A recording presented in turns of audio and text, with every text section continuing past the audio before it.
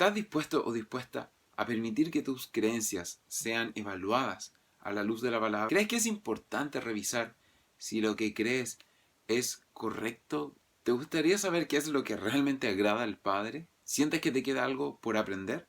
Bueno, si la respuesta a estas preguntas es sí, entonces te invito a que veas el siguiente video.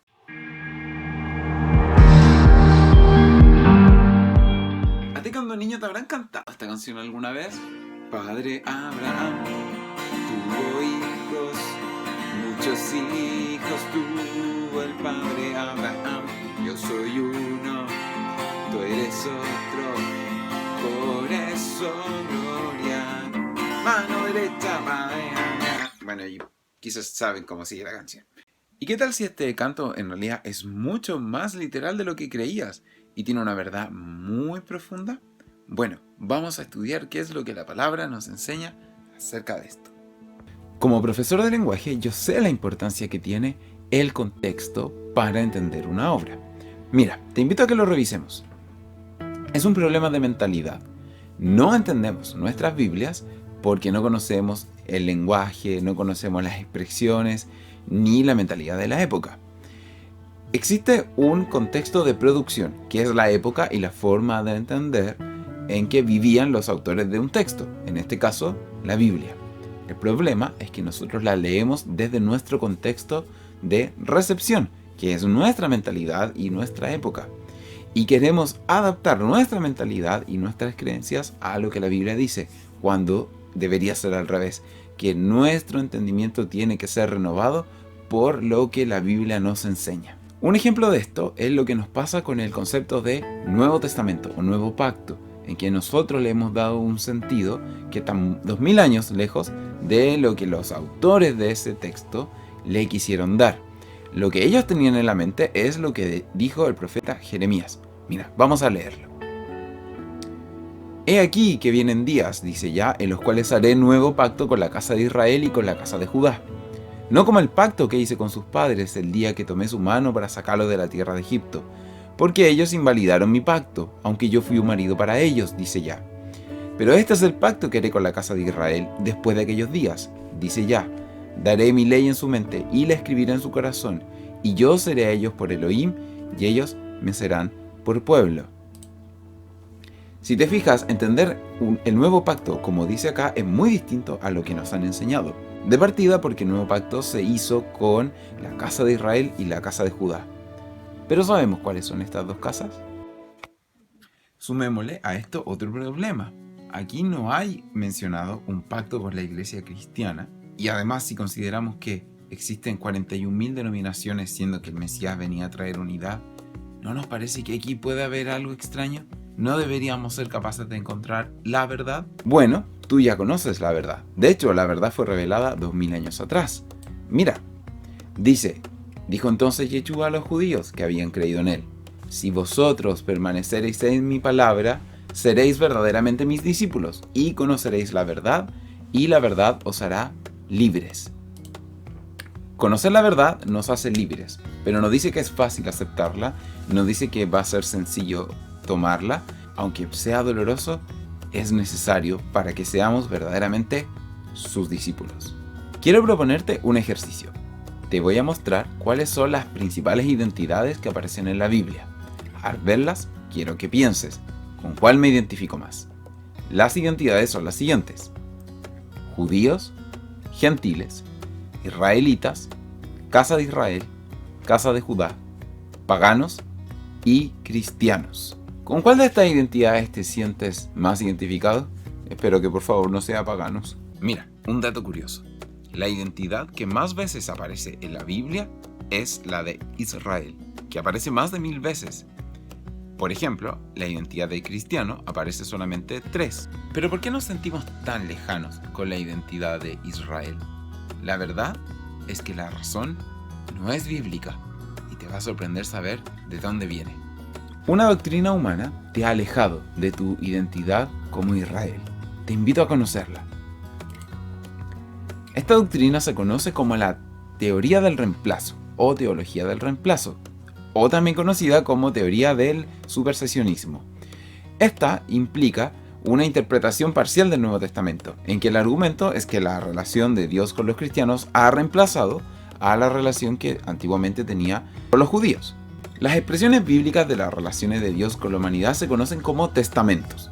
Bueno, el argumento que ellos muestran o que ellos dicen, la teoría del reemplazo, es que el Evangelio o el Nuevo Testamento ha reemplazado al que lo precede, es decir, al Antiguo Testamento que contiene el pacto y la alianza de Dios con el pueblo de Israel, específicamente la ley mosaica o la Torá. Bueno, déjame decirte que esto es imposible de acuerdo a lo que la Biblia nos enseña.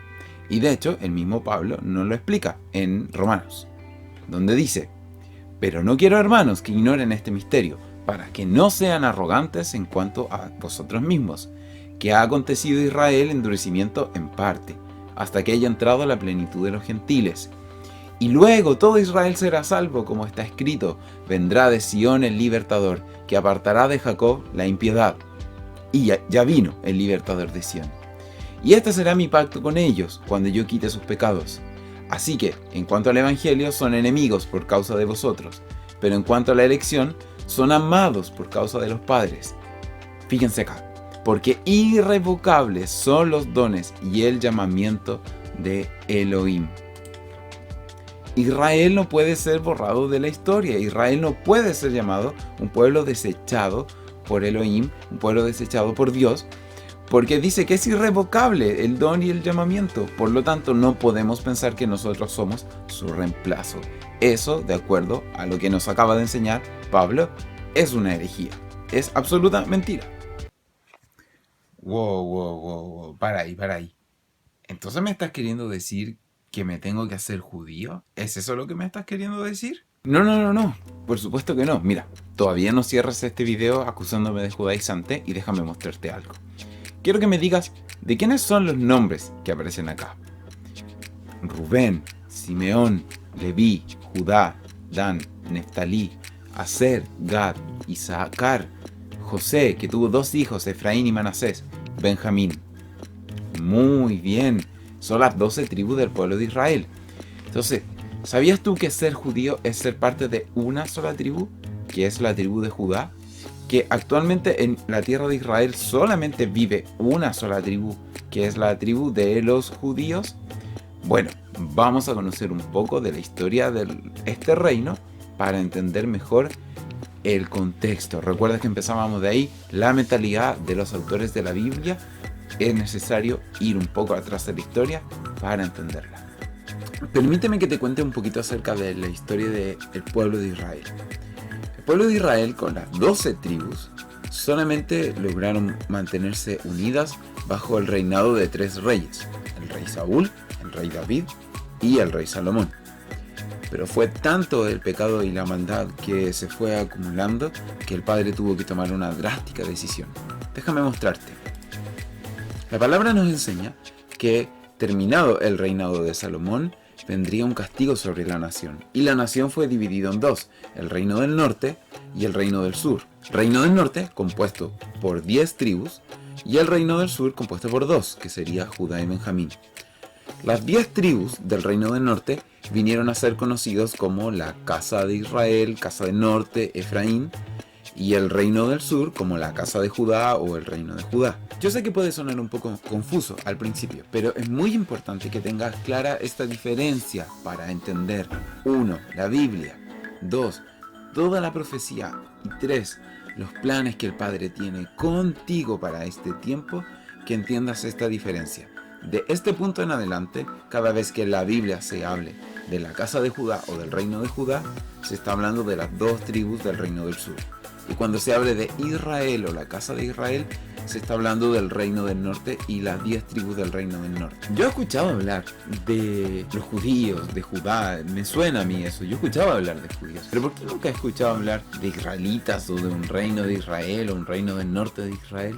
Esta es la razón. El reino del sur, el reino de Judá, fue, debido al pecado, tomado rehén, tomado cautivo por Babilonia durante 70 años. Pero ellos regresaron a la tierra y volvieron a fundar el reino de Israel. Esto está muy bien documentado tanto en la Biblia como en registros históricos y arqueológicos. Pero algo muy distinto pasó en el año 722 AC. Y es que al reino del norte, las 10 tribus fueron tomadas cautivas por otro imperio, el imperio asirio. Y ellos nunca regresaron, sino que se asimilaron en la tierra. Al día de hoy se conocen como las 10 tribus perdidas de la casa de Israel. Nadie sabe dónde están. Ahora, con esto que te acabo de explicar, vas a dar cuenta que sí hay alguien que sabe dónde está todas y cada una de esas ovejitas perdidas. ¿Quieres saber quién es? ¿Y dónde tú puedes encontrar eso? Acompáñame a leer. Y he aquí una mujer cananea que había salido de aquella región clamaba, diciéndole: Señor, hijo de David, ten misericordia de mí. Mi hija es gravemente atormentada por un demonio. Pero Yeshua no le respondía palabra. Espérate, ¿no le respondía? ¿Estaba ignorándola? ¿Por qué la ignoraba? Entonces, acercándose sus discípulos, le rogaron diciendo: Despídela, pues da voces tras nosotros. Él respondiendo dijo: No soy enviado, sino a las ovejas perdidas de la casa de Israel. ¿Te das cuenta cómo esto toma un sentido completamente nuevo e increíble? Cómo podemos ahora leer la palabra e ir descubriendo verdades que antes no imaginábamos que estaban ahí. Este versículo que sonaba tan extraño de Yeshua rechazando a una mujer y no queriendo liberar a su hija por este demonio, ahora entendemos que hay un mensaje oculto mucho más profundo detrás en esta frase que por contexto desconocíamos lo que nos quería decir. Permíteme que te muestre otro ejemplo de cómo ahora podemos tener un entendimiento mucho más profundo de lo que la palabra nos enseña al entender este contexto. Mira, fíjate en el texto que vamos a leer a continuación. Dice en Primera de Pedro, capítulo 1. Es una carta que Pedro envía. ¿Quién es? Pedro, apóstol de Yeshua, a los expatriados, los que no tienen patria, de la dispersión, que fueron dispersados por el mundo. ¿A dónde? En el Ponto, Galacia, Capadocia, Asia y Bitinia. Fíjense, elegidos según la presciencia de Elohim Padre en santificación del Espíritu. O sea, ustedes fueron elegidos porque ya el Padre los conoce, porque son ovejas. ¿A qué? Para obedecer y ser rociados con la sangre de Yeshua. Gracia y paz os sean multiplicadas. Yo, Pedro, ¿a quién estoy saludando? Todas esas ovejas perdidas, a todos los expatriados, los que perdieron su patria y que están dispersos por el mundo. Una esperanza viva, dice. Bendito el Elohim y Padre de nuestro Señor Yeshua, que según su grande misericordia nos hizo renacer a una esperanza viva, la resurrección de Yeshua de los muertos. Siempre entendimos este versículo como una realidad individual. Es así, tú pasaste de muerte a vida individualmente. Pero ¿y qué tal? ¿Y qué tal si esto es parte de un propósito mayor? Y quien está pasando de muerte a vida no es solamente el individuo, sino que es toda la otra mitad del reino. ¿Qué dice? Para una herencia incorruptible, incontaminada e inmarcesible, reservada en los cielos para vosotros, sois guardados por el poder de Elohim mediante la fe. Alcanzar la salvación que está preparada a ser manifestada. ¿Cuándo? ¿Cuándo? En el tiempo postrero. ¿Cuándo esto se iba a entender? Se ha entendido en 2000 años, pero ahora se está entendiendo, ahora se está revelando. Entonces, abre los ojos a lo que el Padre quiere mostrarte, tu identidad más profunda. Estuve conversando con mi esposa mientras preparábamos este video y este estudio, y ella siempre me apoya y sus comentarios son geniales. Y una de las cosas que ella me decía y que yo quisiera transmitirte es esta: tú no eres la segunda opción del Padre. No es que el Padre escogió a Israel, lo desechó, entonces se conformó contigo. Permíteme demostrarte cómo esto estuvo planeado desde el principio y había un propósito que estaba definido de antemano para que esto pasara. No es que el Padre se equivocó ni dejó nada al azar, sino que todo fue hecho con una misión específica que te toca resolver ahora a ti. Te voy a pedir que mires ahora esta profecía. Ezequiel capítulo 37 dice: vino a mí palabra de Yah diciendo: hijo de hombre, toma ahora un palo y escribe en él para Judá y para los hijos de Israel sus compañeros. Toma después otro palo y escribe en él para José, palo de Efraín, para toda la casa de Israel sus compañeros. ¿Te fijas que ahora puedes entender un poco mejor estos conceptos y darte cuenta de que no son sinónimos, sino que está hablando de los dos reinos? Júntalos luego el uno con el otro para que sean uno solo. Serán uno solo en tu mano. Y cuando te pregunten los hijos de tu pueblo diciendo, ¿no nos enseñarás qué te propones con esto? Diles, así ha dicho ya el Señor. He aquí, yo tomo el palo de José que está en la mano de Efraín y a las tribus de Israel sus compañeros, y los pondré con el palo de Judá, y los haré un solo palo, y serán uno en mi mano. ¿Qué me suena esto? ¿No te suena, por ejemplo, a la rama que es injertada en el olivo? ¿No te suena a que hay un plan mayor para tu vida que tiene que ver con la restauración del reino? Y no estoy hablando en un sentido espiritual, sino en un sentido muy físico. Mi amado o amada, permíteme que te explique esto una vez más desde otra perspectiva.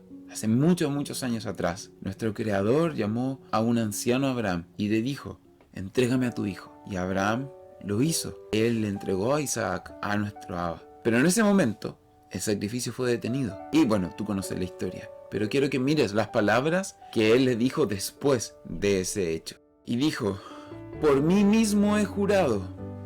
Qué potente esto, ¿no? Por mí mismo he jurado, dice ya. Por cuanto has hecho esto y no me has rehusado tu hijo, tu único hijo. Piensa que es lo mismo que nuestro Padre hizo por nosotros, que no rechazó a su único hijo. De cierto te bendeciré y multiplicaré tu descendencia como las estrellas del cielo y como la arena que está a la orilla del mar. Tu descendencia poseerá las puertas de sus enemigos. Tu simiente, mira, serán benditas todas las naciones de la tierra, por cuanto obedeciste mi voz. El pueblo judío no es tan numeroso como para ser incontable como las estrellas y la arena en el mar. Sin embargo, si es en tu corazón que tú eres un hijo de Israel, que tú eres parte de esa descendencia, de esas 10 tribus que fueron esparcidas por el mundo y que ahora nadie sabe quiénes son, pero que Él va a reunir una vez más. El propósito de esparcirlas fue de bendecir a todas las naciones de la tierra. Entonces podemos ver cómo esa promesa que el Creador le hizo a este anciano Abraham no rehusó su hijo, la vemos cumplida. Muchos años después, un descendiente de Abraham, específicamente su nieto, llamado Jacob, a quien su nombre fue cambiado por Israel, perdió a uno de sus hijos, a José, pero lo recuperó. Y un día José, el hijo que él había perdido y fue recuperado, le trajo a los nietos, específicamente a Efraín y Manasés, y les pidió que los bendijera. El reino del norte es conocido como la casa de Efraín. Está representado en Efraín, el segundo hijo de José. Bueno, pues cuando Jacob, Israel, fue a bendecir a sus nietos, cruzó las manos y bendijo en el lugar del primogénito al menor, a Efraín. Mira las palabras que usó. Dijo José a su padre, no así, padre mío, porque este es el primogénito, pon tu mano derecha sobre su cabeza. A su padre no quiso y dijo, lo sé, hijo mío, lo sé. También él vendrá a ser un pueblo. Estamos hablando del pueblo judío. Será también engrandecido, pero su hermano menor será más grande que él, y su descendencia formará multitud de naciones. El nombre de este hijo es Efraín. Efraín viene de la raíz que es multiplicar, fructificar. Nos está queriendo decir acá que de este hijo de Efraín, de las 10 tribus, serán benditas muchas naciones. Es como todo se cumple y adquiere un sentido mucho más pleno. La relación que nuestro Creador tiene con nosotros siempre ha sido una relación de amor. Estamos hablando de un pacto matrimonial. Sin embargo, es una relación de amor como la que Oseas tuvo con Gomer. Porque Gomer era una ramera, era una mujer adúltera. Sin embargo, Oseas la toma por esposa. Tuvieron 3 hijos. Jezreel, no lo olvides, es importante. Después vino Lo-Ruhamá, que ahí está representada la casa de Judá, pero eso da para otro estudio. Pero quiero que te fijes en lo que va a mencionar el texto a continuación, en relación al hijo menor. ¿Recuerdas que Efraín también es el hijo menor? El hijo menor, vamos a leer qué dice la palabra acerca de él. Hijo de Elohim, ponle por nombre Lo-Amí. Lo-Amí significa no eres mi pueblo. Dice, porque vosotros no sois mi pueblo, ni yo seré vuestro Elohim. Imagínate qué palabras tan fuertes. ¿Por qué le dice eso? Porque por causa de la infidelidad, él se divorció, le dio carta de divorcio a 10 tribus del reino del norte, o sea, a nosotros. Pero aquí viene la parte importante. Con todo será el número de los hijos de Israel como la arena del mar, que no se puede medir ni contar. ¿Suena esto? En el lugar donde les fue dicho, vosotros no sois pueblo mío, será dicho, sois hijos del Elohim viviente. Fíjate lo que acaba de decir. Se congregarán los hijos de Judá y de Israel. De nuevo, los dos reinos van a ser una vez más unidos, los hijos de Judá y los de Israel. Nombrarán a un solo jefe, subirán de la tierra, que el día de Jezreel será grande. Jezreel, nuestro Mesías de Yeshua. ¿Qué significa la palabra Jezreel? La palabra Jezreel viene de la raíz Sará, que es semilla, sembrar. Entonces nosotros somos semilla en su mano, que fuimos arrojados, lanzados. Nos tomó en su mano y nos arrojó a las cuatro esquinas de la tierra, a todas las naciones del planeta. Que venga el día en que Jezreel se eche al 100 por 1 que él en algún momento sembró. Y ahí es donde entras tú en este plano profético. Amamos a nuestro Mesías. Amamos a quien dio su vida por nosotros, a nuestro Yeshua, a nuestro Salvador. ¿Y qué debemos hacer para demostrarle nuestro amor? Bueno, lo que Él nos pidió, dice su palabra: si me amas, guarda mis mandamientos. Uno de sus mandamientos es lo que comúnmente se conoce como la gran encomienda, que es predicar el Evangelio. ¿Pero qué significa la palabra Evangelio? Bueno, déjame decirte, Evangelio significa buenas nuevas o buenas noticias. Pero no en nuestra mentalidad, sino en la mentalidad de quienes escribieron esto. Entonces, ¿cuáles eran las buenas noticias para ellos? Tú, que estabas fuera de pacto, que habías sido divorciado, que el mismo Elohim había dicho que tú no eres su pueblo. Ahora vino el Mesías, la imagen visible del Elohim invisible. Él vino a esta tierra, murió y resucitó para que tú, que fuiste divorciado, puedas hoy venir y ser parte una vez más del reino de Israel, el único reino que en toda la Biblia, de Génesis a Apocalipsis, es mencionado como el pueblo escogido, Elohim. Entonces, ¿cuál crees que es tu identidad? No eres parte de una religión, no eres parte de una religión, permíteme repetírtelo según Romanos 9, 6 al 8, anda a leerlo. Tú eres parte de una nación que fue escogida desde el principio. Si eres seguidor de Yeshua, si tú crees en el Hijo que vino a morir y dar su vida por tu salvación y resucitó al tercer día de entre los muertos, entonces eres parte de Israel, porque ese era su propósito. Yo no vine sino solo a las ovejas perdidas de la casa de Israel. Y tu identidad revela tu herencia. ¿Cuál es tu herencia? Bueno, todas las promesas y bendiciones que están en la Biblia, de Génesis, Apocalipsis, que tú pensaste durante mucho tiempo del Antiguo Testamento no tenían nada que ver contigo, que no eres judío. Pero resulta que ahora te enteras que claro que no soy judío, soy Israel, soy parte de la nación santa. Por lo tanto, todas las bendiciones que se obtienen por la obediencia a la palabra son tuyas. Reclámalas, siéntelas, que son algo que el Padre quiere entregarte en este tiempo en que todas las cosas están siendo restauradas. Permíteme que te repita la pregunta que te hice al principio. ¿Con qué identidad de todas las identidades que tú encuentras en la Biblia te identificas? Bueno, hemos visto que de Génesis a Apocalipsis, que en toda la palabra, en el Antiguo y en el Nuevo Testamento, está claro que tu identidad es ser Israel, es ser Israel. Eso es quien tú eres. Me gustaría terminar mostrándote el último versículo y quiero que me digas si no se entiende de una manera completamente diferente esto que muchas veces has leído. Mas vosotros sois linaje escogido, real sacerdocio, nación santa, pueblo adquirido por Elohim, para que anuncies las virtudes de aquel que te llamó de las tinieblas a su luz admirable. Vosotros que en otro tiempo no erais pueblo, déjame decírtelo de otra manera, tú que en otro tiempo no pensabas que eras parte del pueblo,